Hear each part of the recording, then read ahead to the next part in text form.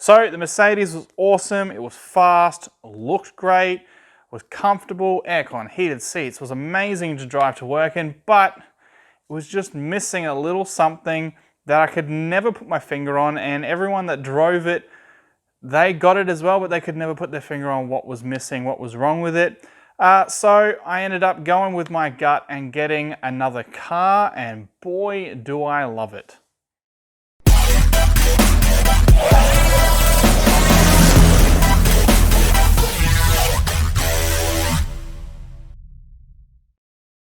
So yes, the Mercedes, it was 80% there. It was just missing 90% there. It was just missing the top. It was fast. It was reliable, awesome, looked great. It sounded okay. It wasn't the best sounding thing, but it was an awesome car. But it just didn't hit every mark. There was still something that even when I bought it, it was kind of like, oh, it's really good, but it's just not quite there. I thought that was the looks of it. I thought the front, it just kind of, with the weird grille, made it look weird. So I did that, didn't change anything. I thought maybe I just have to live with it a bit more. I'll work on it a bit more, that'll change. That happened, wasn't the case. So if you know me or you have lived with me and my partner, Morgan can certainly attest to it. I've always been keeping another eye on another car.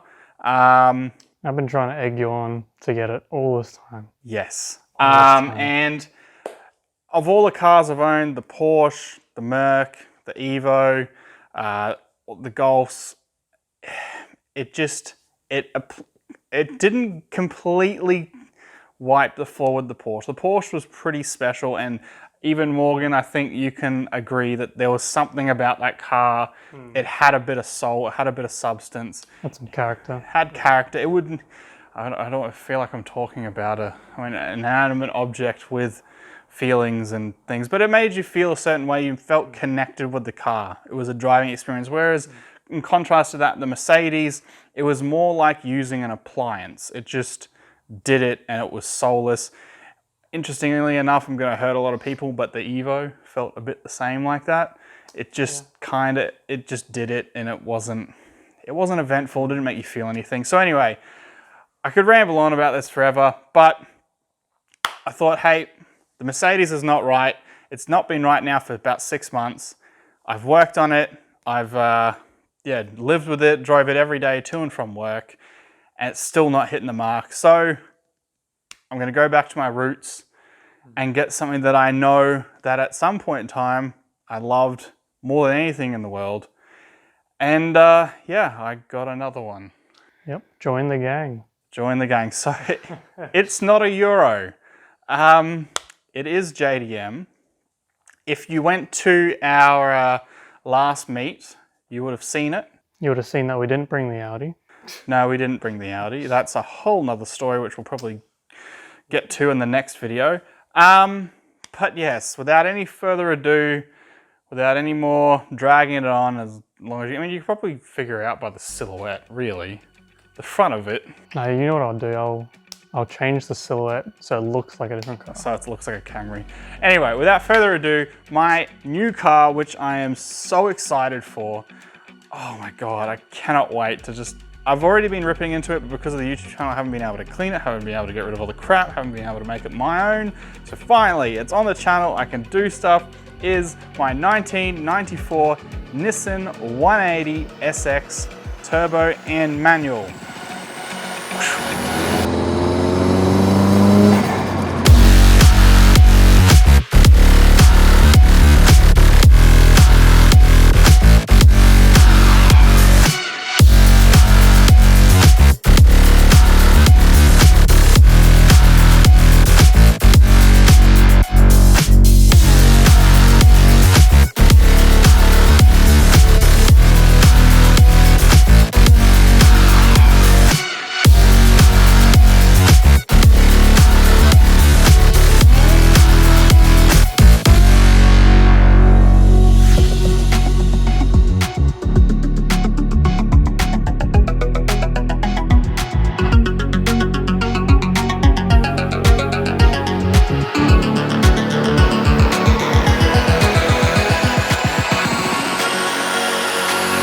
So yes, without further ado, this is the Mercedes replacement. Now I can see a lot of you already furiously typing away, how the hell could you replace your Mercedes with a near 30-year-old car?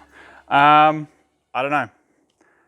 I just freaking love 180s. So anyway, I'll take you through this car. Hopefully by the end of it, you might be a little bit better with the, I don't really swap, but my new amazing car, which I think is far better than the Mercedes. But starting up front, if you know 180s at all, we've got a pig nose front bar that's in desperate need of paint.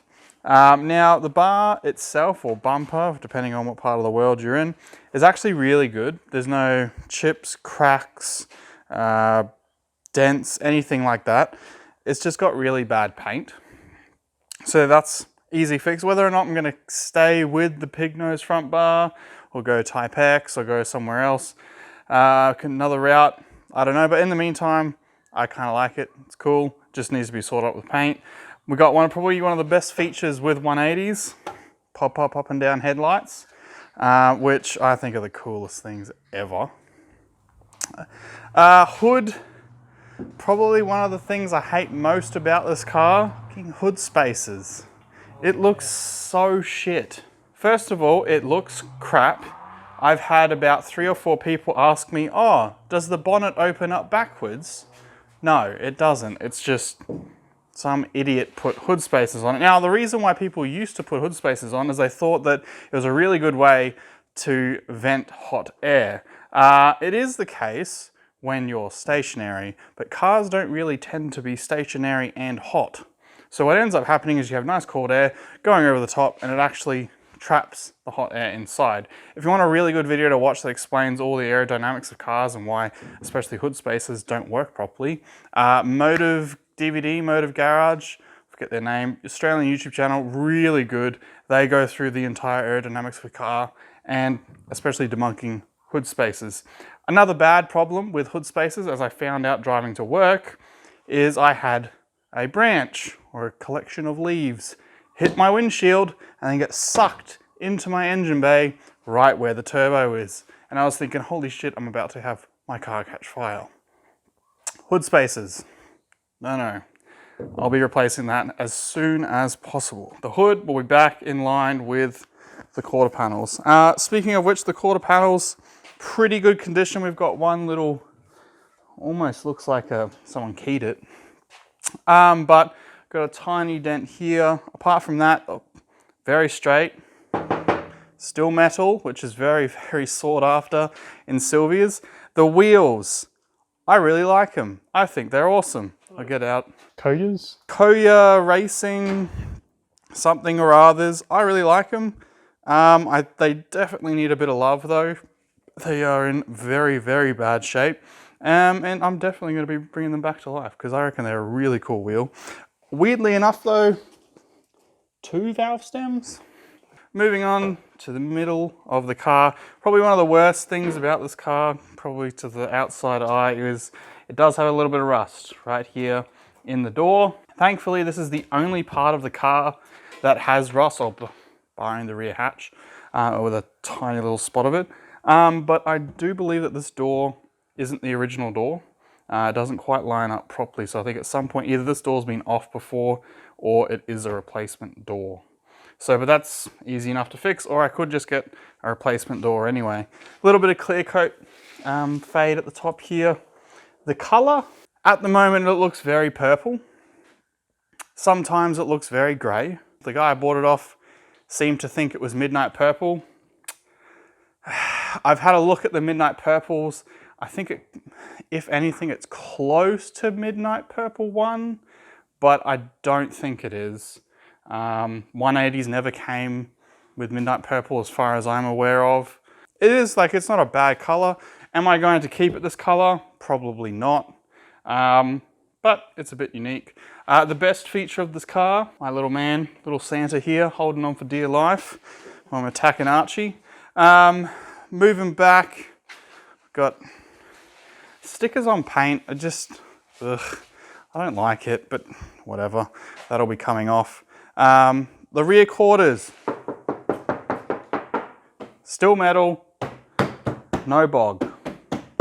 A couple of little, honestly, it looks like people have kneed the car more than the car's tapped something because there's no paint gone. It's just kind of rippled. So really nothing to be alarmed about. I can already see people going, oh my God, it's dented, it's got rust, it's clear coat, but it's a 180, guys. This is like really good condition. And I guess you guys didn't see his last 180? Yeah, no, the last 180 we'll throw up. Actually, Morgan, if you come round, you can have a look at the old seats that were in my 180. Those, oh, you can't really see. Well, those are white leather Fusion seats that still to this day I haven't been able to sell. Moving around to the rear, we've got a tiny little rust spot here over a cap where there was a wing at one point. Again, I'll probably just rip all these out, put the spoiler I do want on. I'm in two minds. Do I go Type X? Do I go 326 power? So I'm not too sure what to go with. When I did have my original 180, I did want to go with a 326 power wing. The one's pretty much Type X, but then it comes all the way down and covers the quarter panel. But I never got around to it. But I do love the Type X, but they do seem to finish like really short, which is unfortunate. The rear bumper, pretty much the same as the front bumper. Just a ton of sun damage. No dents, no cracks, which is quite funny because if you come around here, this is probably the biggest dent, well actually no, it is by far the biggest dent on the car. We have cracked the tail light here. If I really wanted to, I could just put an over fender over the top. Same with the other side, especially because it's kind of wavy at the back here. But I kind of like the clean look of the 180, so I'm thinking I will just send this into a paint and panel shop and get that fixed. Tail lights, I did have Type X ones on the last 180. I do really like Type X. The stock ones I'm a bit meh about. The only problem with the Type X is this rear center garnish gets changed and it means that it sits out a little bit further. So it means when you're trying to stick your key into the boot, it doesn't work. So that's the only annoying thing about Type X. Down this side, more of the same, less dents though. Not much to see on this side. This side's pretty much the good side, the clean side with no dents. I think there might be none on the quarter, but again, metal quarters. This door, no rust at all. Hasn't even got any sun damage. The roof is in really good nick. We've got a couple little surface spots here. This is probably bird poo or something that was just left to sit and never got cleaned off. Really good condition, especially for a 180. As you can imagine, a car of this age, the rubber seals around here are starting to show their age, starting to flake apart. That's something real cheap that can be replaced. Another thing that's infuriating to me, someone painted their windshield wipers chrome. I mean, each to their own, but I think it looks really bad. As you've probably seen from the B-roll, we've got a fire extinguisher in the driver's footwell. The steering wheel has a nice big chunk missing from the top here. So that's going to be fun. What should I get? Nardi, Sparko, I think Nardi. Nomo. I go Nardi. Nardi. Nardi's a classic. Nardis do look pretty good, but Expensive. yeah, very expensive. The seats are stock 180 seats, and to be honest, for a car of this age, to only have one tiny little rip here, that is actually insanely good. The passenger seat is perfect, which is unreal. We've got a boost gauge that's unknown. There is a air fuel ratio gauge hidden under the dash that's not plugged in or working at all. It's not mounted, it's just cable tied and not even that well. So that's probably something we're gonna have to address. I'm not too sure about what we're gonna do with the gauge setup. I don't know if I wanna go pillar mount. I don't really wanna get rid of the center air vent. Or you go digital dash. I could go digital dash, but that's, we're spending big boy money. But this car, I will not be getting rid of. I made the mistake of getting rid of my first 180 and ever since sold that, regretted it. But we'll move forward to the most exciting bit of any Silvia 180. Here she is, the mighty SR20 DET. This is not the original engine. This is a blacktop out of an S14. but is exactly the same as what would have originally been in this 180, this being a 94 model. I believe the 93s had the red top and below. We have some thermo fans mounted. We've got an aftermarket radiator. We have an aftermarket front mount intercooler setup. Very oddly, we've got about a 2-inch out of the turbo into the intercooler, and it steps up to about a 3 to 3.5 and finishes a 3 to 3.5. So we don't know why you would put a really small restrictive size into a bigger size, but maybe that's something we'll look at. It is very, very janky, very shite. So that's something we'll probably look at, and it just looks nasty. You got nice, I mean, you could probably polish it up, make it a bit nicer, but this black, it's kind of crap, and yeah. Blaringly obvious, we got a strap brace in the front here. I believe it's a Cusco one. Typical Australiana coolant overflow, also known as a Powerade bottle, which is funny. That'll be one of the first things, is rerouting that back to the actual coolant overflow and making sure we have an actual coolant overflow. We've got a oil filter relocation if one comes to this side. So that'll make things very easy changing the oil in this vehicle. Shall we put it up on the lift and see how many leaks it's got? Yes, now when I did get the car, there was a lot of oil, a lot of power steering fluid. So I haven't changed anything, but I did spray everything with degreaser, cleaned it up just as quickly and as best I could so I could see what actually is leaking at the moment. So we'll chuck the car up in the air and we'll see, fingers crossed, not a lot, but it's a Silvia. There's going to be so many leaks. So underbody, we'll start at the back. We've got an aftermarket exhaust, which looks to be 2.5 inch by the looks of it, with a muffler, with cats, so it is legal. Suspension wise, we've got a leaking shock on the rear. It is an adjustable coilover though, bushings, solid bushings at the rear, nice. This coilover here, the brand of coilovers are Driftworks CS2. This one's all good. The boot's looking all good. The diff, no leaks, hasn't been scraped, which is good. Moving forward, sway bar, solid. This big, thick red cable, the battery has been relocated to the boot, so that's what that is for. The tail shaft, diff side looking fine. This rubber boot has a little bit of play, but it doesn't look like it's torn. There's a tiny little bit of oil residue, I guess you'd say, at the back of the gearbox. Moving forward though, this is where it starts getting interesting. The gearbox, we got quite a bit of oil. You can see it right here, coming from where the gearbox meets the bell housing for the engine. So that's probably going to be a rear main seal, which is very annoying because Morgan and I are experts on taking SR gearboxes out. Starter motor, it has a connection issue or something, so every now and again this thing just won't start, which is really annoying. So that's one of the first things that we're going to have to look at very early on.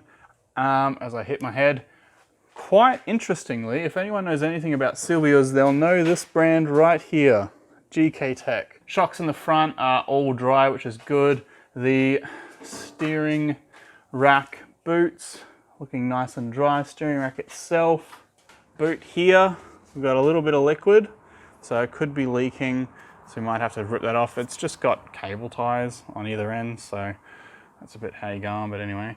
Underneath the turbo, we've got a little bit of oil seepage on the front half. It looks like actually it's coming from this rubber line. Again, shocks on the side, all good. Extended tie rods, I'm pretty sure it's tie rods, from GK Tech. And here is where it gets nice and yucky. So the oil filter relocation is all good. No oil, that's fine there. Alternator, besides being a little bit dirty, no leaks there, it's all good. This is where it isn't good though. Moving over to this side, where your, what do you call it, air conditioning condenser is. It's not hooked up because the tensioner pulley that was here, according to the owner I bought it off, it failed, making terrible noise, not working properly. So it currently has no AC, but living in Australia, that's one of the first things I want to replace. Have a look up in here though, you'll be seeing quite a bit of fluid and oily crap. And that's because the power steering reservoir, I believe it's the return line, is leaking, which is causing all this shit to come down, come across. It should be ending here though, but it is looking like there's a little bit here, so maybe there's another leak over this side for the power steering rack. We've got a very slight coolant leak at the bottom here. But yeah, apart from that, that is my Silvia. So what do we got? We got leaking power steering, supposed leaking rear main seal, coolant leak, the AC doesn't work, needs a new belt, needs a new tensioner pulley, new starter, that doesn't work sometimes, and a new rear coilover. That's mechanically, yeah. So obviously I'd want to be tackling that first because that's the most important part of your car, is making sure it's mechanically all good. Apart from that, like, the car runs and drives fine. It's got brand new bushings and everything throughout the car, so it's very nice, very stiff. But other than that, just a really good platform to start with. I freaking love these cars, so I'm so stoked to be back in one. But yeah, so this is my Silvia and I freaking love it. So yes, I was Euro, I've come to the dark side in the JDM, but does it hit the spot? Oh, and some. The Merc was so close, but it was just missing something. As soon as I had a look at this car, I knew already that it was far better than the Merc. Now, objectively, you're going to look at it and you're going to be like, what the hell? It doesn't have cruise control, currently doesn't have aircon, it doesn't start when it wants to, it doesn't have heated seats. Yes, it doesn't have all that stuff. But when you get in it and it's definitely not as faster, it's not as fast, it's like half as fast as the Merc. More than that, maybe. Oh yeah, more than that. Like a stock GTI probably could take it at the moment. It's not fast, but I don't know, it just gives you a feeling. It's an amazing car. I think they're very rewarding cars too. Yes. Just driving it, yeah. It's unbelievable. I can't explain it. Anyone that's got a JDM car, I think will know what we're talking about. There's something about them. They definitely are one of the last cars to have character, to have soul. I literally picked the car up and headed straight for our meet, and ear to ear smiles. Even looking at it, I keep looking at it right here. I can't believe it. I finally got one back. A bit of kind of comparison. I bought my first 180 for $5,000. I then spent a ton of money and tuned it, and it was making, which I thought was a ton of power, about 250 horsepower, which in a car that weighs around about a ton is actually quite a bit of power. And then I sold it for $6,000. And that was just what they were worth. Now this one was more than double that.